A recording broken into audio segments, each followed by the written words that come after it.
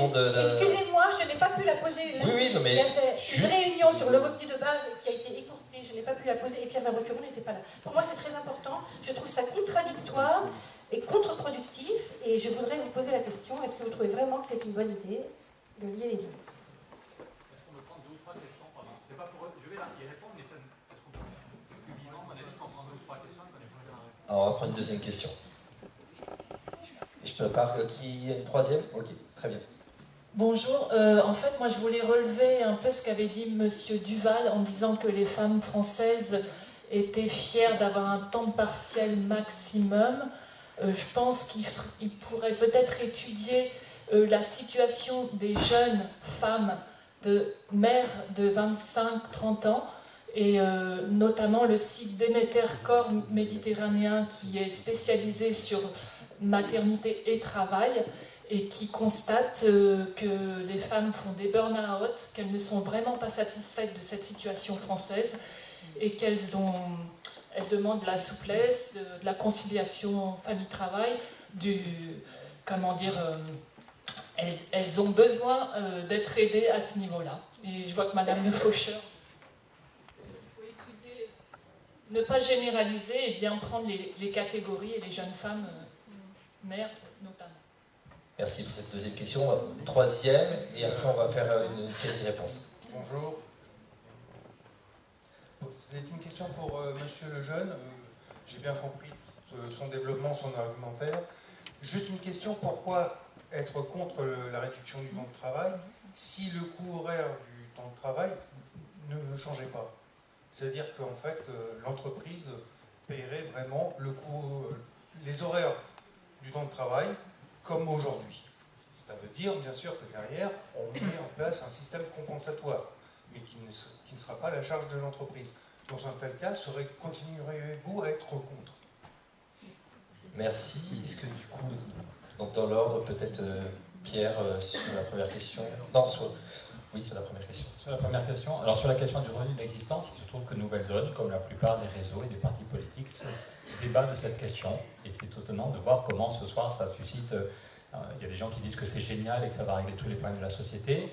Guillaume Duval nous explique que c'est un système stalinien dont il ne veut absolument pas. Voilà, peut-être qu'on peut avoir un débat un peu plus serein sur les avantages, les inconvénients, les modalités, à quel niveau on le met, comment on le finance pour de vrai. Donc nous, on espère avoir un débat serein le 2 juillet. Ce sera retransmis par Internet, avec celui qui chez nous porte ce projet qui est très favorable, et avec sans doute quelqu'un comme Aurélie Trouvé qui est totalement hostile, alors qu'elle partage les mêmes objectifs en matière de justice sociale. Donc oui, on en débat, et je suis très heureux qu'on en débatte sereinement, et on aura un débat de qualité, et puis une décision démocratique, collective, à la fin de l'été. Sur la question de comment on le finance, je profite, c'était un des points fondamentaux dont je n'ai pas encore pu parler. Donc si on pense qu'il faut, que ce n'est pas la seule chose à faire, mais qu'on refuse le partage du travail actuel, on est bien dans une société où aujourd'hui il y a un partage du travail massif. D'un côté, on est bien dans une situation de partage. Aujourd'hui en France, il y a 4 millions de chômeurs qui font 0 heure par semaine, qu'on le veuille ou non, y compris les gens tout à fait formés. Donc je suis d'accord avec M. Lejeune sur le fait que la question de la formation est fondamentale, c'est fondamental, mais il y a aussi parmi les 4 millions de chômeurs des hommes et des femmes totalement formés sur, donc il y a aujourd'hui 4 millions de gens qui font 0 heure par semaine, ceux qui sont à temps plein travaillent 39h50. Je vous rappelle que la droite a eu 10 années pour détricoter les 35 heures. Donc l'INSEE nous dit qu'aujourd'hui, en France, un temps plein est à 39h50. Donc il y a un partage du travail, simplement, aujourd'hui, il est stupide, il est binaire, c'est le marché qui l'impose. Donc nous, on veut, par la négociation, par le dialogue social, par l'appel à l'intelligence, mettre en place un autre partage qui nous paraîtra plus juste, plus efficace, humainement, socialement. Mais ne nous cachons pas la vérité, on n'est pas en situation de plein emploi. Il n'y a aucun pays au monde, je vais le montrer pour les États-Unis, en Allemagne, il n'y a aucun pays au monde qui est en situation aujourd'hui de plein emploi. Partout, il y a un certain partage du travail, simplement il se fait de façon non dialoguée et par la précarité. Une autre façon, pardon, je peux quand même expliquer comment le finance. On a d'autres questions aussi à répondre. Oui, mais pardon, la question du financement, c'est quand même un point clé sur lequel on a buté. L'idée que se propose Nouvelle Donne, c'est si l'entreprise passe à 4 jours de façon souple, vous l'avez bien compris, c'est pas forcément tout le monde à 32 heures. Chez Maminova, vous connaissez en Bretagne Maminova, tous les salariés sont passés à 4 jours. Évidemment, je crois que 80% étaient à la CFDT, c'est la CFDT qui portait l'idée des 32 heures en 95, donc, et les patrons étaient OK pour négocier. L'entreprise reste ouverte 6 jours par semaine, il ne s'agit pas de fermer le compteur électrique le jeudi soir. L'entreprise continue à travailler 6 jours par semaine, mais chaque salarié, aussi bien le directeur d'usine que les ouvriers ou les commerciaux, tout le monde est passé à 4 jours. Ils ont quand même embauché 130 personnes. Ce n'est pas marginal d'un bassin d'emploi quand on embauche 130 personnes en CDI. Il y a toujours 3 sociétés. J'ai rencontré un de mes collègues, le délégué du personnel de Maminova l'autre jour, qui dit qu'il y a eu une fusion, donc tout n'est pas là, mais il y a toujours 3 sociétés du groupe qui sont toujours à 32 heures, 4 jours, et ça, chez Even. Et ça marche bien. L'idée, c'est que quand l'entreprise passe à 4 jours, et si elle crée 10% d'emplois en CDI, elle arrête de payer les cotisations chômage. On est dans un pays où le problème est d'abord humain et social, mais quand même tous, avec nos impôts et nos cotisations, on paye 80 milliards chaque année pour le chômage. 80 milliards. Donc 35 à l'UNEDIC. Donc c'est une idée aussi que la CFDT portait au début des années 90, en disant on pourrait activer les dépenses de chômage et dire si l'entreprise crée des emplois, c'est fondamental. S'il y a bien 10% d'emplois en CDI, l'entreprise peut arrêter de payer les cotisations chômage.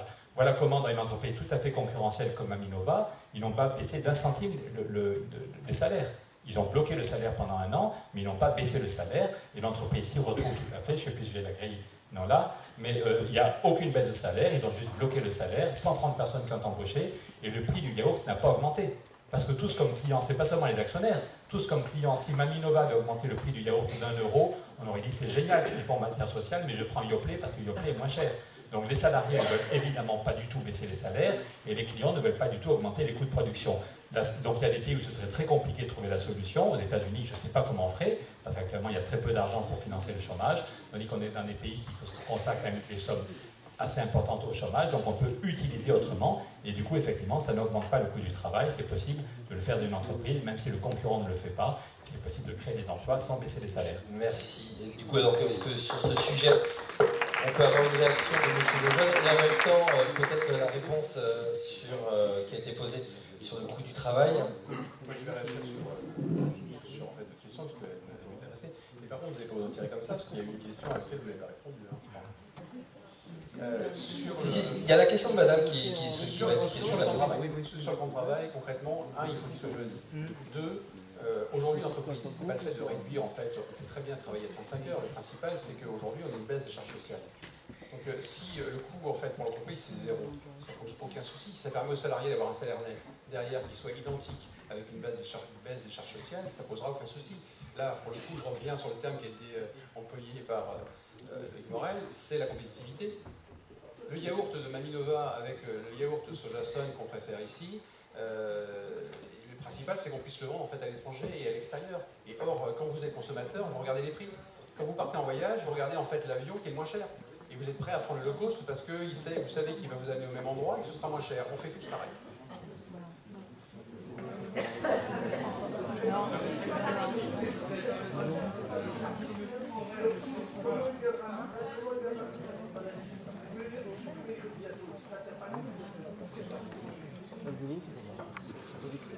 Il y a déjà 400 entreprises qui l'ont mis en place et où ça fonctionne sans avoir baissé les salaires et sans augmenter les coûts de production.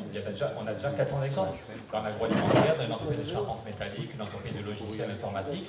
On ne dit pas que c'est facile, c'est un vrai chantier pour se réorganiser, mais c'est aussi enrichissant parce qu'on voit comment on améliore le contenu du travail.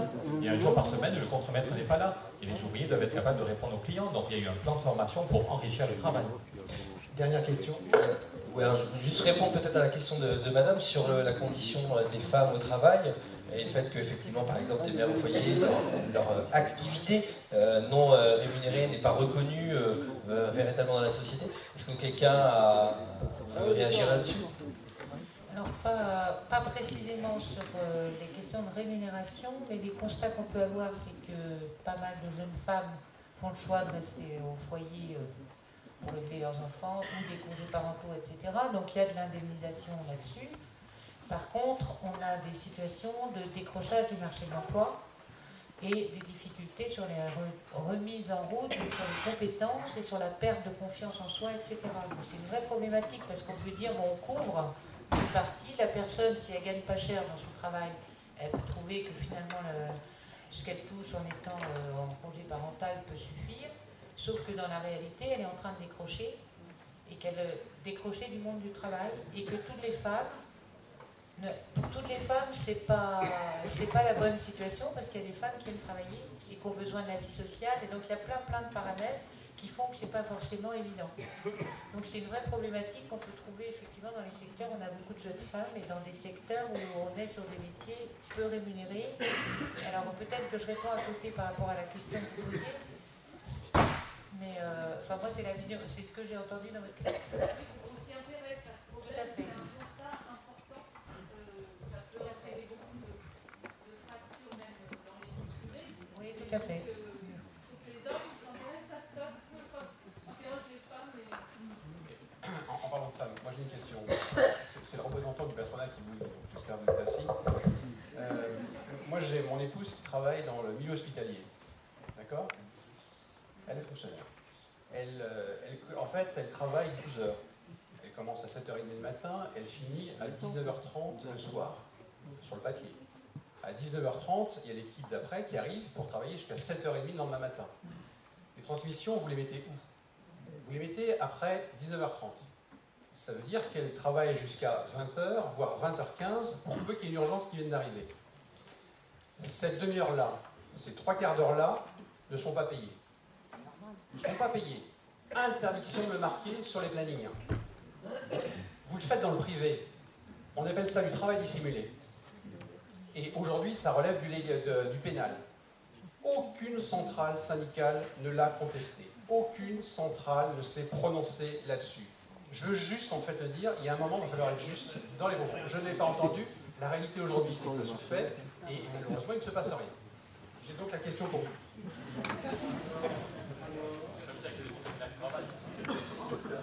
Ça veut dire quand même qu'il y a des fonctionnaires qui travaillent beaucoup, ce qu'on n'entend pas toujours au médias.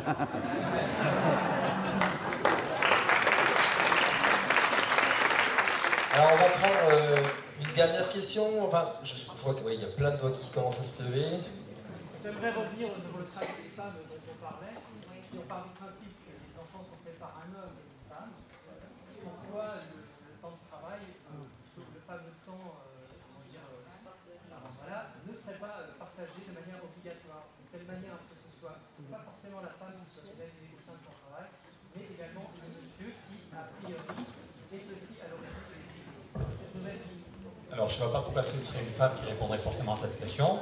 Je crois que c'est un des avantages des quatre... Voilà, et je regrette que Guillaume Duval ne soit pas là pour vous entendre, parce qu'effectivement, une femme qui prend un congé parental est pénalisée. C'est la réalité. Donc, quand on idéalise le fait que les 4 jours, la semaine, sur le temps de travail, tout ça, voire sur la semaine, c'est vieillot, c'était dans les années 2000, et qu'aujourd'hui, pour être moderne, c'est une année sabbatique tous les 6 ans. Peut-être que ça marche dans un journal où il y a une bonne ambiance comme alternative économique, mais dans beaucoup d'endroits... Non, mais c'est la réalité. Non mais soyons, une femme qui prend quelques mois de congé parental, souvent elle recule. Mon meilleur copain, un de mes copains qui était le meilleur commercial de son entreprise, qui a pris une année sabbatique, et quand il revient, le poste est pris par quelqu'un d'autre, il finit au prud'homme. Donc il ne faut pas idéaliser le monde du travail, et donc c'est pour ça que hommes et femmes, on a besoin de temps pour nous, pour notre vie de couple, parce qu'on est en couple, pour les enfants, on parle de la crise de la famille. Tout à l'heure j'étais coupé quand je parlais de la Belgique, mais la dernière fois que j'étais, c'était très intéressant de voir comment une jeune femme disait que même si elle n'avait pas le chômage, il faudrait parler de la question du temps pour vivre, en disant un tiers des adultes sont en situation de burn-out familial. C'est-à-dire on a fait une grande enquête en Belgique et un tiers des parents ont peur de craquer, en disant entre ce qu'on doit faire pour le boulot, ce qu'on doit faire pour nos enfants, ce qu'on doit faire comme citoyen, ce qu'on veut pour notre vie de couple, on n'y arrive pas. Donc c'est juste du délire, c'est du délire dans une société aussi riche où on laisse des millions de gens qui font 0 heure par semaine et qui crèvent de ne pas être reconnus dans leur dignité parce qu'ils n'ont pas de travail, de voir que d'autres crèvent ou ont peur de ne pas plus pouvoir faire face à ce qu'ils voudraient faire pour leurs enfants, pour leur vie de couple ou comme engagement dans la société. Donc vraiment, encore une fois, ça ne veut pas dire qu'il faut un mouvement général imposé d'en haut, mais il faut être capable de reparler la question du temps de travail tout au long de la vie, de l'accès à la formation tout au long de la vie. Je me souviens d'un salarié d'une PME qui, il y a quelques années, à la fin d'un débat, c'était fini, mais vous savez, on en a parlé avec ma femme, et même s'il fallait perdre, il prenait la parole en disant, même s'il fallait perdre 2% ou 3% de salaire pour passer à 4 jours, on est d'accord. Il dit, ça permettrait de se former. Il dit, je travaille dans une PME, ça fait 20 ans que je n'ai pas eu 1 heure de formation. À chaque fois qu'on demande au patron d'aller en formation, il dit oui, mais pas maintenant parce que là on est charrette, voilà. Donc c'est jamais le bon moment quand vous avez 6 salariés, voilà. Et c'est pas le soir qu'on est crevé ou le week-end quand il y a les enfants qu'on va se former. Et donc ce monsieur et sa femme disaient même s'il fallait perdre 2%, ce qui n'est pas le cas, mais même s'il fallait perdre 2% de salaire pour avoir un jour de liberté, ça permettrait de se former, même si le patron n'est pas d'accord. C'est un énorme chantier. Il ne s'agit pas de supprimer ce qui existe sur la formation sur le temps de travail, mais c'est un deuxième étage, comment permettre à tout le monde, dans des PME ou pas, d'avoir accès à la formation sur le temps libre, soit pour progresser dans son entreprise, soit pour changer de métier, soit pour un truc qui n'a pas de rapport avec la vie économique. Mais c'est là qu'on voit que la question du temps de travail est un levier fondamental pour rééquilibrer nos vies.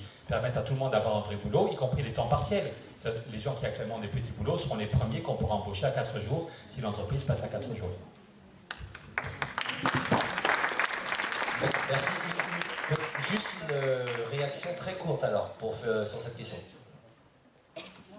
Si vous souhaitez une réaction très courte, merci. Ouais, d'accord. Oui, la réaction, c'est de dire qu'on a une vraie problématique dans les TPE. On a un gros tissu important local de TPE et que la question de l'absentéisme transformé est une vraie problématique. Et sans doute que la réponse du groupement d'employeurs ou du recrutement à plusieurs pour faire tourner les salariés dans certains secteurs et les remplacements pourrait être une solution. Maintenant, pour ça, il faut l'organiser. Il faut sortir de la concurrence entre les entreprises comme entre les salariés d'ailleurs, éventuellement pour s'organiser ensemble. Et on a des logiques de filières à construire, mais pas à l'échelle nationale, mais territoriale. Et je pense que nous, on porte ça très fort, parce que le compte personnel de formation, il permet de se former en dehors du temps de travail, sur certaines formations. Il permet d'être utilisé hors temps de travail, ça c'est sûr. Et sur le temps de travail, de droit pour certaines formations. Mais il faut quand même pouvoir s'absenter. Je pense qu'on avance sur des petits dispositifs comme ça, mais il y a un énorme travail à faire commun pour le rendre. Et c'est le sens aussi du droit universel. Quelle que soit la boîte où on est, on cumule ses droits, on les embarque et un jour on s'en sert. C'est l'idée du compte personnel de formation, c'est l'idée du CPA derrière, c'est d'avoir des droits rattachés à soi qu'on puisse mobiliser à un moment où on choisit. Par contre, il y a un boulot de mutualisation entre les entreprises qui est vraiment nécessaire pour permettre aux salariés de s'absenter correctement. Merci. Alors, malgré l'intérêt de toute la salle, on va prendre une dernière série de 3 questions. Et puis on va essayer de répondre et de vous libérer en temps et en heure, même si je sens bien qu'il y a plein de mains qui veulent se lever. Donc je vais prendre 3 dernières questions. Oui, sans nier du tout l'intérêt de toutes les interventions qui ont parlé du plan local où il y a énormément de choses à faire. Bon, je vais me placer moi sur un plan, je dirais presque plus philosophique, parce qu'on est dans une société où le gaspillage, la production à outrance est en train d'être abandonné, peut-être progressivement, mais c'est, je pense, une tendance. L'autre tendance que je vois, c'est donc, vous l'avez dit vous-même, la robotisation. Alors je voudrais poser la question aux représentants des entreprises. Comment allez-vous faire pour avoir des robots qui vont faire notre travail à la place des gens, pour produire moins que vous ne produisez, puisqu'on va essayer d'éviter le gaspillage. Et tout ça sans créer du chômage. Alors on va prendre une deuxième question dans la foulée. J'en ai une aussi, je peux la poser moi? Bah, vas-y, je t'en prie. Donc ma question, c'est on est sur un phénomène d'ubérisation de la société aujourd'hui. On voit bien que le style Uber et les taxis, mais il y a d'autres entreprises qui sont en train d'arriver et les modèles existent aux États-Unis. Est-ce que cette évolution ne va pas nuire aux salariés? Est-ce que la réduction du temps de travail sera une réponse par rapport à ces modèles économiques? Parce que ce sont des modèles économiques, ce sont des logiques économiques qui les guident. Et comment finalement les inégalités qui naissent de ces modèles-là, les salariés vont-ils y être confrontés? Et là, j'invite tout le monde à y répondre, bien évidemment. Entreprises et syndicats. Ouais, bonjour, donc moi c'est David Morel. Je voulais revenir un petit peu sur les accords 35 heures. Parce que moi je suis à la CFDT et je suis à mandaté 35 heures. C'est comme ça que je suis allé dans l'organisation syndicale. Et j'ai trouvé que un peu, là, ce qu'on disait, c'était assez pessimiste. Je pense que derrière, ça a permis quand même la négociation collective. Ça a permis aux salariés de regarder comment ils pouvaient organiser leur temps de travail pour avoir un peu plus de repos, donc dans mon entreprise, et non pas pour être moins longtemps à la pause ou pour sortir plus vite des vestiaires. Ça n'a pas été une remise en cause de la pause, ça a été une annualisation du travail qui permettait à certains CDD, comme il y avait plus de travail dans la meunerie l'hiver par rapport à l'été, d'être embauchés, et à d'autres, justement, d'avoir des journées de réduction de temps de travail. C'est sans doute pas parfait, mais il y a eu des choses qui se sont faites. Je voulais revenir un peu là-dessus. Il y a aussi, ma question va arriver vite fait, mais je pense que je voulais faire quand même des choses, parce que je voulais quand même dire des choses, parce que quand on parle du burn-out, d'accord, le burn-out, c'est la surcharge de travail. Mais vous allez comprendre après pourquoi. Le burn-out aussi, c'est la reconnaissance au travail. Là, je n'ai pas vraiment entendu quelle reconnaissance on donne à un salarié si on déjà on ne veut pas qu'il fasse un burn-out, c'est qu'il est reconnu dans son travail et qu'il participe à son travail. Il y a la surcharge, mais il n'y a pas de la surcharge. Le burn-out, c'est quelque chose de sérieux et il y a sans doute beaucoup encore de choses à regarder autour de ça. Moi, la question, on a parlé de formation. La question, j'y arrive. On se dit, un dialogue social. Je n'ai pas entendu beaucoup parler du dialogue social, et notamment sur le dialogue social territorial. J'entends parler de certaines choses. Il y a la formation. Comment on organise la formation, la passerelle entre plusieurs entreprises, et quelle place... j'ai entendu parler de la loi travail, on me dit la loi travail, certains me disent qu'elle n'est pas parfaite, sans doute qu'elle n'est pas parfaite, mais elle remet la négociation au plus près des salariés et aussi au plus près des territoires. Comment on peut avoir à un moment la formation des salariés et qu'ils soient remplacés peut-être par quelqu'un qui sera embauché? Comment on peut avoir un dialogue social territorial? Et comment, parce que là j'entends parler des politiques, j'entends parler des gens, j'entends parler d'un chef d'entreprise qui est politique, je me demande déjà s'il y a des IRP dans l'entreprise, mais moi je suis en train de me dire, aujourd'hui, les partenaires sociaux, quelle place on laisse, j'ai entendu M. Lejeune parler d'une expérimentation, quelle place on laisse aux partenaires sociaux au plus près des territoires et dans les entreprises, mais surtout au plus près des territoires, parce que j'ai toujours l'impression que les politiques essayent de prendre la main à chaque fois. Merci, on va prendre la dernière question qui, je l'espère, sera plus courte et plus précise. Bon ben, moi je ne vais rien rajouter à ce débat très riche et très intéressant. Par contre, je vais juste parler des choses dont je n'ai jamais entendu parler au cours de ce débat. Si on veut qu'il y ait zéro chômeur, soit M. Pichot là-dessus, il faut financer. Et moi je vois plein de pognon qui dort dans des poches.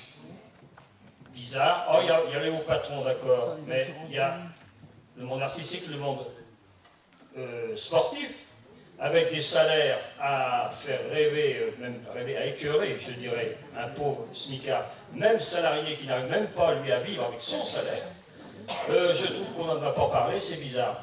Je suis également, alors j'étais artisan, employeur, donc j'ai quelques petites choses, effectivement. Moi, les 35 heures, on les a votées dans l'entreprise. Je proposais 39 heures. Les salariés ont voté 35 heures, donc je payais les 4 heures sup. Parce que changer de rythme de travail, alourdir les séparations de postes de travail, parce que quand vous voulez gagner de la productivité, vous spécialisez les gens. Ils s'emmerdent au boulot encore plus, les conditions de travail sont largement pires, mais voilà. Bon. Et maintenant, je suis bénévole à 35 heures par semaine. J'offre rapidement mon poste, dont personne ne veut, et dans un quartier difficile, association en quartier très difficile même. Je l'offre à un salarié, dès demain, truc de pognon. Et quand j'ai fait partie également des 400 000 à 600 000 postes en tant qu'artisan, dont on recherche ardemment, et mes collègues encore aujourd'hui, celui qui va être candidat pour le prendre, soit candidat, soit tout simplement aussi, dans certains cas, capable de tenir le poste. Donc il y a une large chose pour créer des emplois, peut-être en diminuant pas, je m'en fous moi, mais créer des emplois et avec le cap, zéro chômeur, que l'on n'ait plus une seule personne qui se bousille la cervelle à rester chômeur. Ok. Merci. Donc ça fait 4 questions bien complètes pour finir cette table ronde. Si quelqu'un veut prendre le micro.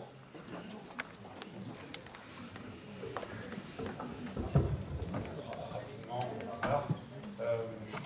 oui, il y a un délégué du personnel chez moi, pas de souci.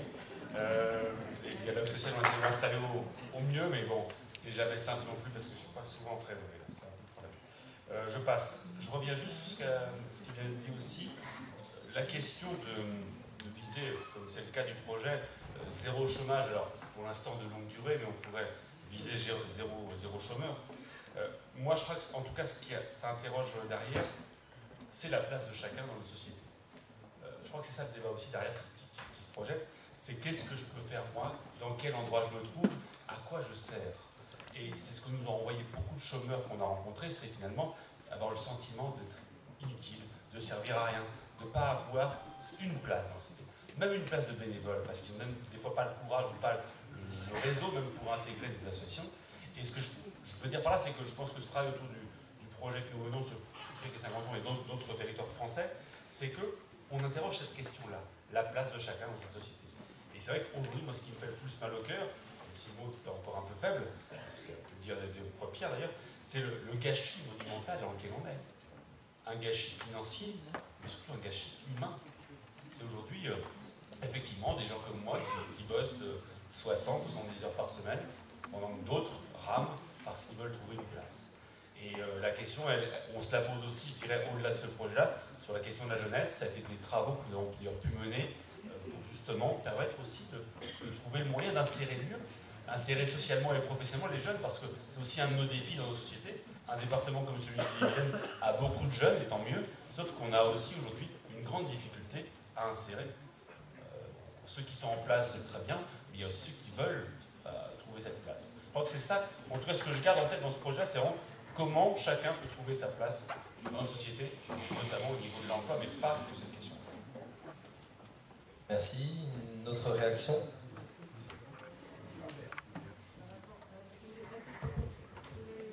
Non, je ne vais pas aller là-dessus, mais c'est plus une réflexion peut-être, parce qu'on arrive au débat bientôt. Bien sûr. Et moi, je crois que la question, c'est pas de savoir si la réduction de travail, c'est pertinent ou pas, si ça se fera ou pas. Je crois que ça se fera. Ça se fait. C'est en cours, de toute façon. La question, c'est est-ce qu'on la subit ou est-ce qu'on la anticipe, on la négocie, est-ce qu'on la... Voilà. Qu'est-ce qu'on fait? C'est ça la question. Et bien évidemment, vous comprenez bien que moi, en tant que représentant de l'organisation syndicale, je choisis la deuxième solution, je ne veux pas la subir. Donc, ça veut dire qu'il faut anticiper. Je pense que le débat aujourd'hui fait une petite pierre. Il faut qu'il y ait d'autres débats beaucoup plus larges. Je pense qu'il est nécessaire aujourd'hui d'avoir ce débat partout, avec les salariés, sur quel travail, quel sens au travail, ce que je disais tout à l'heure. Revenir aussi sur comment on donne du travail à tous. Parce que 4 millions de chômeurs, si demain ce sont 4 millions de salariés, c'est autant de cotisations qui rentrent, c'est autant de consommateurs supplémentaires. Et pour répondre à M. Lejeune, il a dû faire des économies aussi autant que moi. Il sait très bien que s'il y a 4 millions de consommateurs qui consomment, il faut produire plus. On relance la machine. Donc voilà, ça fait partie de ces éléments qu'il faut aujourd'hui faire mesurer et il faut du progrès. Dans ce pays, il faut du progrès. C'est-à-dire qu'il faut penser, on est sur un jeu de société où il faut penser autrement. Est-ce qu'on reste sur une logique de marché, de finance? C'est la salariat qui prime. Dans ces cas-là, effectivement, on va subir la réduction de travail. Je pense à mes camarades de la Jeannet, de PS à la Jeannet, ils ont la réduction de travail. Ils travaillent une semaine sur 2. Et ils ne sont pas heureux. Ce n'est pas les salariés épanouis. C'est les salariés qui se demandent quand est-ce que le coup près va leur tomber dessus, quand est-ce que la boîte va définitivement fermer. Et les burn-out, les dépressions, vous en connaissez certainement comme moi, il y en a un paquet. Donc comment on change de cette logique-là, comment on regarde pour relancer aujourd'hui et remettre du sens humain dans notre société. Je pense que la question du temps de travail, c'est une porte d'entrée, c'est pas la seule, mais c'est une porte d'entrée et ça passe bien évidemment avec des droits sociaux importants, le maintien des salaires, ça passe à un socle social important de partage de richesses dans notre société, ça va avec. Merci beaucoup. Plusieurs 3-4 points, produire plus, la question sur les robots et le reste. Très clairement, je pense que les robots, ça a permis aussi en fait, à des travaux qui étaient vraiment pénibles de ne plus exister. Donc le fait de moderniser et d'avoir un système de robots, c'est pas forcément intéressant. J'étais chez Airbus tout à l'heure. Airbus a une exigence, c'est celle de pouvoir répondre en fait, à la commande et d'avoir autant d'avions produits dans des conditions que leur imposent en fait, leurs clients. C'est le client qui impose. Et donc aujourd'hui, ils ne savent pas comment faire. Donc il y a de l'emploi chez Airbus, à nous de veiller à ce qu'Airbus vienne s'installer en Ille-et-Vilaine, mais la voilà une pépite. Et donc la robotisation aujourd'hui, elle est nécessaire dans ce type d'emploi qui est ultra sophistiqué et qui a permis en fait à des gens d'avoir un job et de ne pas avoir les métiers les plus pénibles qu'on pouvait faire il y a 10 ans, il y a 15 ans, il y a 20 ans. En cela, la robotisation et les machines, c'est plutôt intéressant. Le burn-out, puisqu'on a dit qu'il fallait quelque chose de positif, M. Morel, l'autre, c'est qu'aujourd'hui, la loi El Khomri, alors on dit tout ce qu'on veut, on va éviter de se débattre là-dessus, La loi El Khomri, elle prévoit en fait au niveau des services de santé au travail la possibilité de travailler sur le bien-être des salariés. Aujourd'hui, c'est compliqué. On va travailler sur le bien-être, mais de pouvoir assimiler en fait à la fois l'exigence légale de la visite d'aptitude ou d'embauche, parce que les médecins qui sont peu nombreux, bien payés et quasiment trop âgés pour pouvoir le faire, en fait aujourd'hui ne font pas tout ce qu'il y a comme bien-être à la santé. La loi El Khomri va permettre d'enlever une grande partie des problématiques qu'on a aujourd'hui avec les visites d'embauche et les aptitudes. Le temps qu'on va gagner par ce biais-là, ça nous permettra de travailler réellement sur la prévention des salariés. Le burn-out aujourd'hui, c'est quelque chose d'important. On l'a trop longtemps négligé, ça existe, et il faut vraiment que les uns et les autres, on le mette pas de côté et qu'on sache un peu ce qu'il faut faire. Donc, vous voyez, je suis très positif, parce que je crois que réellement, c'est une réflexion et ça a été, je crois, reconnu comme avis professionnel. Troisième point, l'expérimentation, ça a été dit aussi, l'expérimentation, oui, il faut la faire, j'y crois vraiment, et à nous d'être intelligents sur ce territoire, mais je crois qu'on est capable de le faire, contrairement à d'autres propositions et d'autres partenaires sociaux que je vois sur d'autres territoires, d'autres départements. L'ubérisation. S'il y avait un mot à retenir de tout ce qu'on a pu dire, c'est celui-là. C'est en train de changer complètement notre société. Les jeunes, je le redis à nouveau, ne voient plus du tout le monde du travail comme on pouvait le voir jusqu'à présent. C'est pas nous qui allons nous adapter à eux, c'est nous qui allons devoir nous adapter à eux, réellement. Et ça va changer complètement les modes de fonctionnement, ça va très vite. On voit aujourd'hui un système social qui est complètement mis de côté. Vous êtes à Bruxelles et vous gérez la commande de pizza à Paris, sans aucune charge sociale, sans rien. Il y a un moment, il va falloir payer des charges sociales pour pouvoir payer en fait, potentiellement un emploi dans l'association et vous aider en fait, à être financé. Tout ça, ça a changé donne. Le temps de travail dans cette histoire, comment on le contrôle? Bref, le temps aujourd'hui, l'ubérisation est en train de changer complètement notre modèle social. Regardez tout ce qui sort là-dessus. Dans 10 ans, on se revoit. Je suis sûr que le débat qu'on vient d'avoir sera totalement différent. Merci beaucoup. Une dernière... Non? Oui. Compléter peut-être par rapport à l'ubérisation, de toute façon c'est en marche. Alors il ne s'agit pas de se dire c'est bien super et tout, c'est pas super du tout d'ailleurs, et de notre point de vue syndical, on a la même problématique, et comment on accompagne les personnes, les salariés qui sont embarqués dans ce truc, parce que sous couvert, on est sur de la sous-traitance, on est sur des couvertures sociales à minima, on est sur une organisation du travail qui ne respecte pas grand-chose. Par contre, c'est en marche. Et effectivement, on négocie aujourd'hui des droits rattachés aux personnes pour qu'elles circulent d'un emploi à un autre ou d'une transition. Et on a à se poser la question de comment on accompagne, du coup, nos organisations syndicales, les salariés, dans et hors l'emploi, ou dans des formes d'emploi qui sont différentes.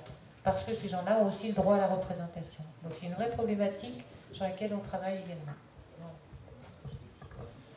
Ok, merci, merci à tous les participants, merci Véronique Le Faucheur, merci Loïc Morel, on clôt, merci Hervé Lejeune.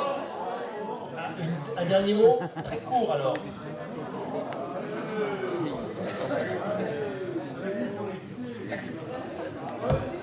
Sur la question de la robotisation, je crois que personne ici n'est aussi le progrès technique. Simplement, on ne pense pas que le progrès technique est un dieu bienfaiteur qui va tout seul régler les problèmes. Aux États-Unis, celui qui relance le débat sur le temps de travail, c'est Robert Reich. On nous dit qu'on est les seuls, mais en fait, dans tous les pays, le débat revient. Et Robert Reich était l'ancien ministre du Travail de Clinton, qui dit que l'emploi industriel se casse la figure aux États-Unis, alors que la production sur le territoire américain augmente. Donc oui, il faut tenir compte, il faut regarder la réalité en face. On n'est pas aussi le robot, tant mieux si dans les boulots répétitifs ou dangereux, on remplace l'homme et la femme par des robots. Mais simplement, ne disons pas que tout va bien, hop, hop, hop, ça se détruit, ça se recrée, c'est pas la peine de réguler le marché du travail.